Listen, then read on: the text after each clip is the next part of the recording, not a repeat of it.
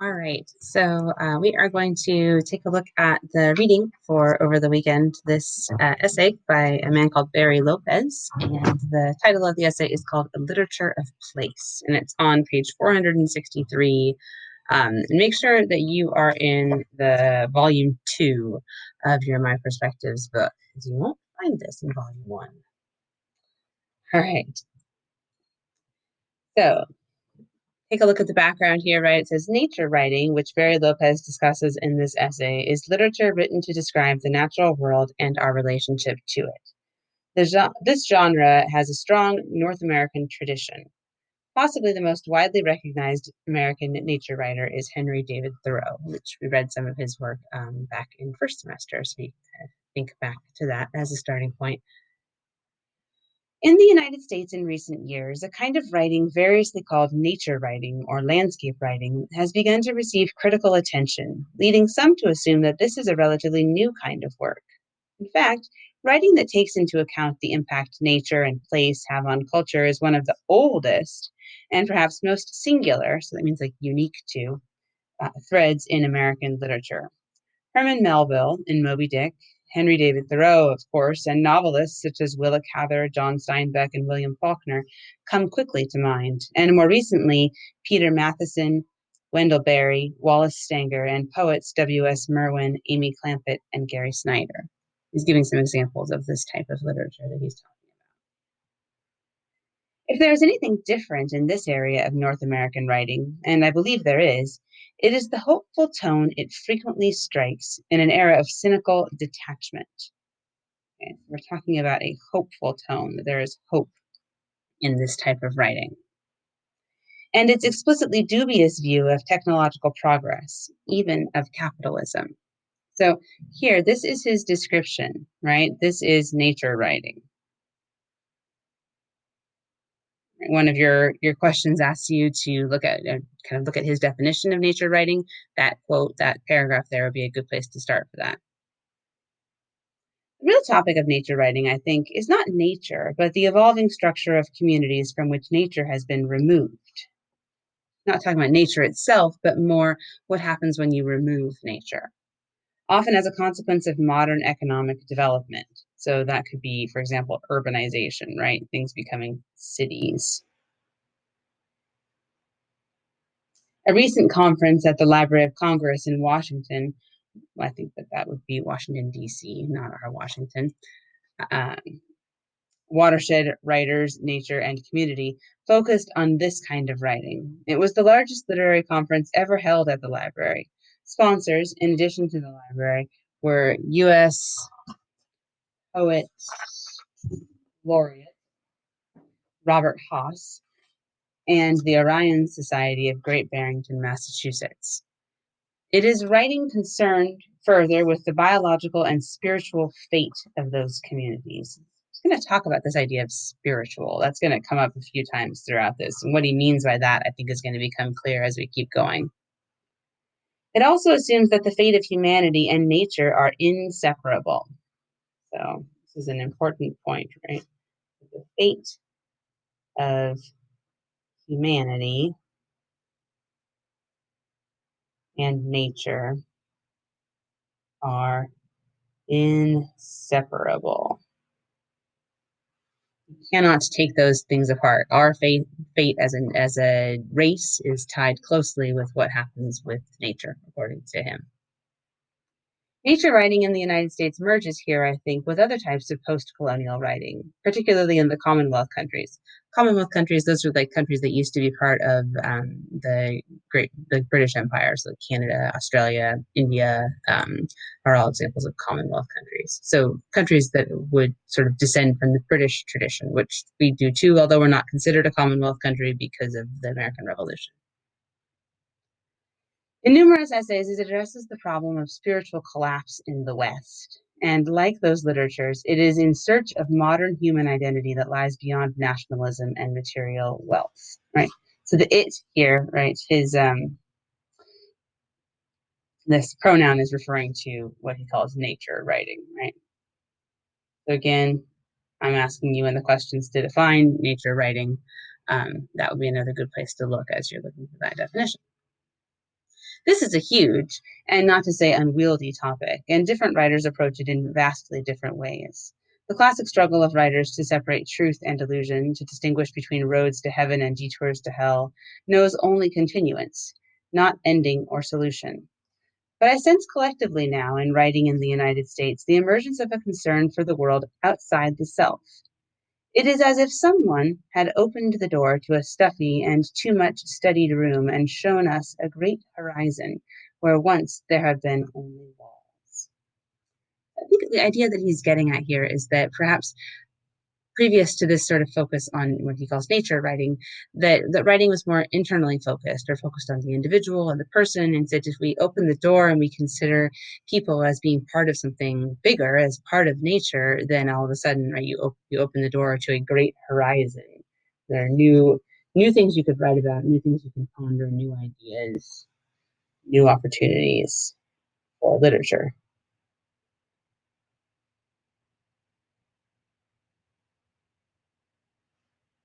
I want to concentrate on a single aspect of this phenomenon, geography.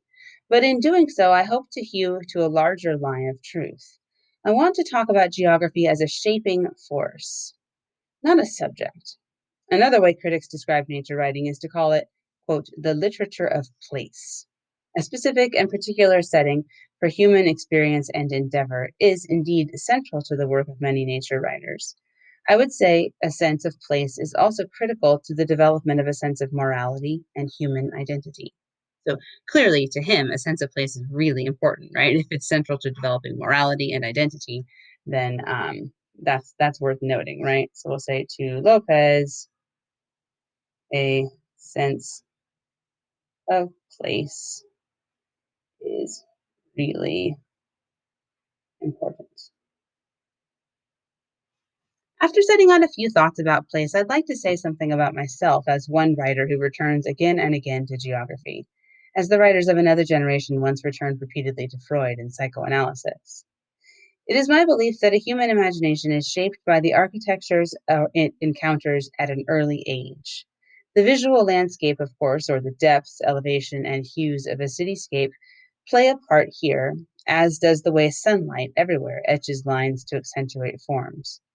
But the way we imagine is also affected by streams of scent flowing faint or sharp in the larger oceans of air, by what the composer John Luther Adams calls the sonic landscape, and, say, by an awareness of how temperature and humidity rise and fall in a place over a year.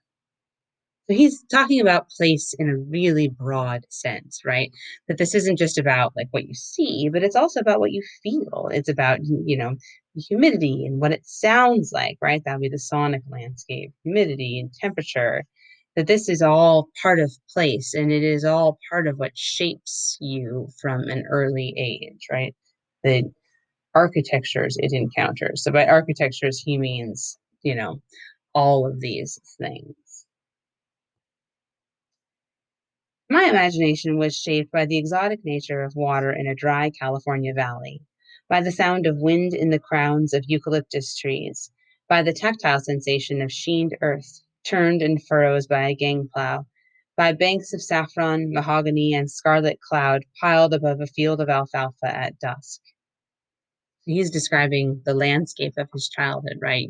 So they grew up in California. Sounds like he grew up somewhere more rural in California by encountering the musk from orange blossoms at the edge of an orchard, by the aftermath of a Pacific storm crashing a flat beach. Added to the nudge of these sensations were an awareness of height and breadth of the sky, and of the geometry and force of the wind.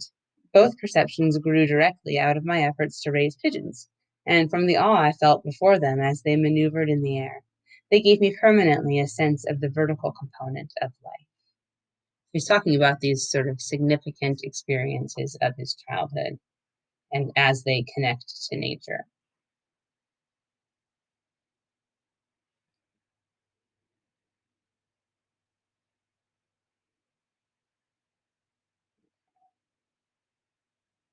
I became intimate with elements of that particular universe. They fashioned me, and I returned to them regularly in essays and stories in order to clarify or explain abstractions or strike contrasts. I find the myriad relationships in that universe comforting, forming a coherence of which I once was a part.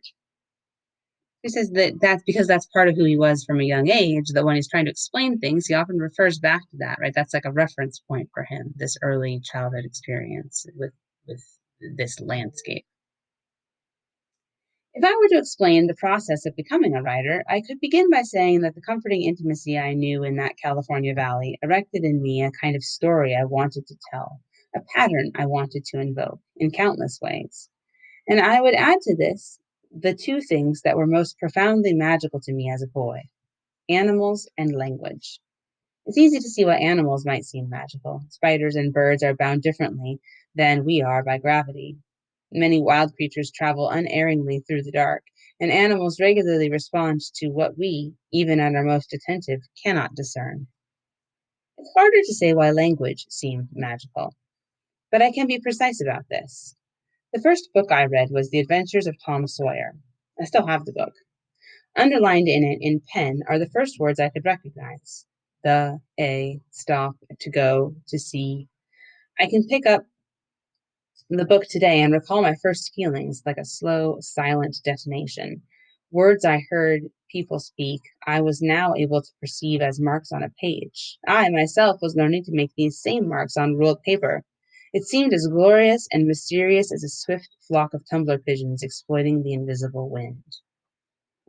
So, someone who likes to read, right, it's a good description of the magic of the written word.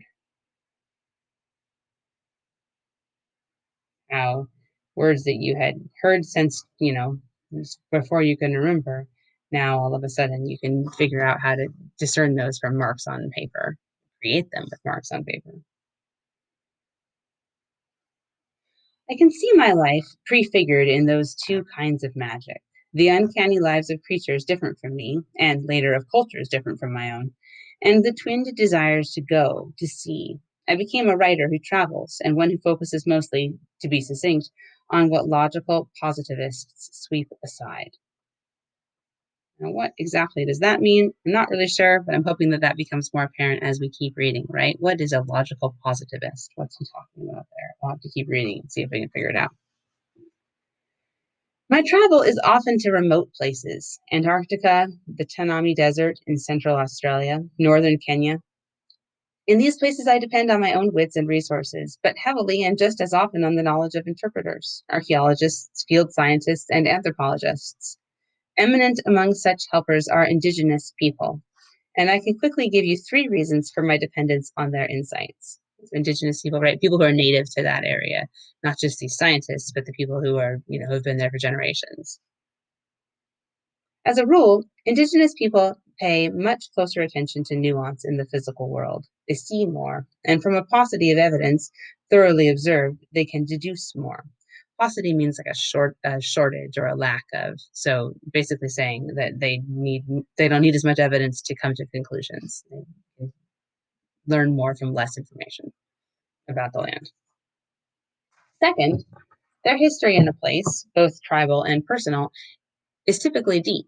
These histories can create temporal dimensions in what is otherwise only a spatial landscape.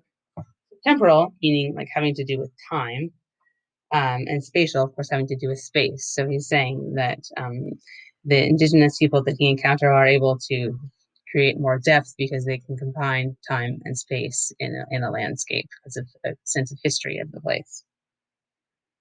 Third, indigenous people tend to occupy the same moral universe as the landscape they sense. Over time, I have come to think that these intimate attention, a storied relationship to place rather than a solely sensory awareness of it, and living in some sort of ethical unity with a place. I've come to think of these things as a fundamental human defense against loneliness. And so these are important to him. He clearly admires the people that he has encountered in his travel that are indigenous to the places that he goes, admires their connection to the land, and he wants to be like that too. If you're intimate with a place with whose history you're familiar, and you establish an ethical conversation with it, how do you have a conversation with a place? I don't know. The implication that follows is this: The place knows you're there. It feels you. You will not be forgotten, cut off, abandoned. As a writer, I want to ask myself, how can you obtain this? How can you occupy a place and also have it occupy you? How can you find such a reciprocity? Right? Reciprocity means something that goes back and forth or a back and forth relationship. The key, I think, is to become vulnerable to a place. If you open yourself up, you can build intimacy. Out of such intimacy will come a sense of belonging, a sense of not being isolated in the universe. He is beginning to talk about a place as more than just a location, right? A place is something deeper than that has it's something you could have a conversation with, right? So he's moved beyond this sort of physical definition of a place, and he's talking about it in a sort of more metaphysical way. My question, how to secure this, is not idle. I want to be concrete about this, about how actually to enter a local geography. We often daydream, I think, about entering childhood landscapes that dispel our anxiety. We court these feelings for a few moments in a park sometimes or during an afternoon in the woods. Keeping this simple and practical, my first suggestion would be to be silent.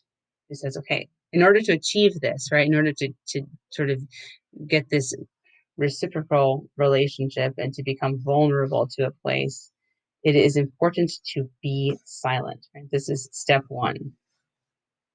Put aside the bird book, an analytic frame of mind, any compulsion to identify, and sit still. Concentrate on instead on feeling a place, on using the sense of proprioception. What is this volume of space? What in this volume of space are you, sorry, where in this volume of space are you situated? What is spread out behind you is as important as what you see before you. What lies beneath you is as relevant as what stands on the horizon. Actively use your ears to imagine the acoustical space you occupy. How does birdsong ramify here? Ramify, that word, right? They've got a little definition for you here. Don't know that word, right? It says divide and spread. So what happens when you hear a bird singing there? Through what air is it moving? Concentrate on smells in the belief that you can smell water and stone. Use your hands to get the heft and texture of a place, the tensile strength in a willow branch, the moisture in a pinch of soil, the different nap of leaves. Open the vertical line of this place by consciously referring the color and form of the sky to what you see across the ground. Look away from what you want to scrutinize to gain a sense of its scale and proportion. Be wary of any obvious explanation of the existence of a color, a movement. Cultivate a sense of complexity, the sense that another landscape exists beyond the one you can subject to analysis. So these are his suggestions, right? How do you find this deeper connection with a place? And he's got some ideas. You could go out and try it, right? See if there's sort of to be in a place and to sense a place is what he's saying.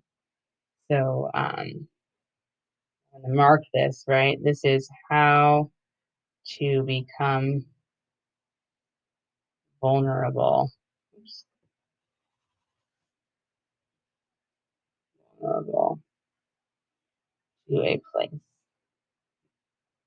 The purpose of such attentiveness is to gain intimacy, to rid yourself of assumption. It should be like a conversation with someone you're attracted to, a person you don't want to send away by making too much of yourself. Such conversations, of course, can take place simultaneously on several levels, and they may easily be driven by more than simple curiosity. A compelling desire, as in human conversation, may be for a sustaining or informing relationship. So again, he's advocating for treating nature like a person, right? And specifically like a person that you want to have a relationship with, someone that you care about, you want to get to know, that is important to you. So treat nature like a person you want to be in a relationship with. An interesting idea, right? So come to nature with the idea that you want to date nature, and how would you then, interact with nature as a result? A succinct way to describe the frame of mind one should bring to a landscape is to say it rests on the distinction between imposing and proposing one's views. With a sincere proposal, you hope to achieve an intimate, reciprocal relationship that will feed you in some way. To impose your views from the start is to truncate such a possibility, to preclude understanding. So it's saying it's got to be like a conversation between you and nature, and that if you just come in with like you are going to be in charge, right? So like, think about you're going to come in and level the land and tame the land, and that sort of an idea. That then you're never going to understand it. This is an idea. Many of us, I think, long to become the companion of a place, not its authority, not its owner. And this brings me to a closing point. Perhaps you wonder, as I do, why over the last few decades people in Western countries have become so anxious about the fate of undeveloped land and concerned about losing the intelligence of people who've kept intimate relationships with those places. I don't know where your thinking has led you, but I believe this curiosity about good relations with a particular stretch of land is directly related to speculation that it may be more important to human survival now to be in love than to be in possession, or than to be in a position of power. It's an interesting thing to say, right? Because considering his sort of reference back to relationships earlier on, right? We need to be in love with the land. It's more important to be in love than to be in a position of power. It may be more important now to enter into an ethical and reciprocal relationship with everything around us than to continue to work towards the sort of control of the physical world that, until recently, we aspired to. Saying maybe we need to change our approach to nature, that instead of trying to control nature, we need to have a reciprocal and healthy, loving relationship with nature. The simple issue of our biological plausibility, our chance for biological survival, has become so precarious, so basic a question that finding a way out of the predicament, if one is to be had, is imperative. So he's assuming that we are operating here with the sense that biological survival of the race is not guaranteed, and that we need to be creative in how we do that. It calls on our collective imaginations with an urgency we've never known before. We are in need not just of another kind of logic, another way of knowing, but of a radically different philosophical sensibility. When I was a boy, running through orange groves in Southern California, watching wind swirl in a grove of blue gum and swimming ecstatically in the foam of the Pacific breakers, I had no such thoughts as these imperatives. I was content to watch a brace of pigeons fly across an azure sky, rotating on an axis that to this day I don't think I could draw. My comfort, my sense of inclusion in the small universe I inhabited, came from an appreciation of a participation in all that I saw, smelled, tasted, and heard, right? Participation in, that you are part of it. Important concept there. That sense of inclusion not only assuaged my sense of loneliness as a child, it confirmed my imagination.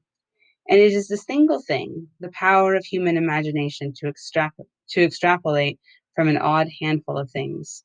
Faint movement in a copse of trees, a wing beat, the damp cold of field stones at night. To make from all this a pattern, the human ability to make a story that fixed in me a sense of hope. Right, so back to this idea of hope. We talked about that early on in the essay. We keep each other alive with our stories. We need to share them as much as food. We also need good companions. One of the most extraordinary things about the land is that it knows this, and it compels language from some of us so that, as a community, we may actually speak of it. All right, there you go. So be sure to check your questions in Canvas, and we will talk more about all of this in class next week. Thanks, guys.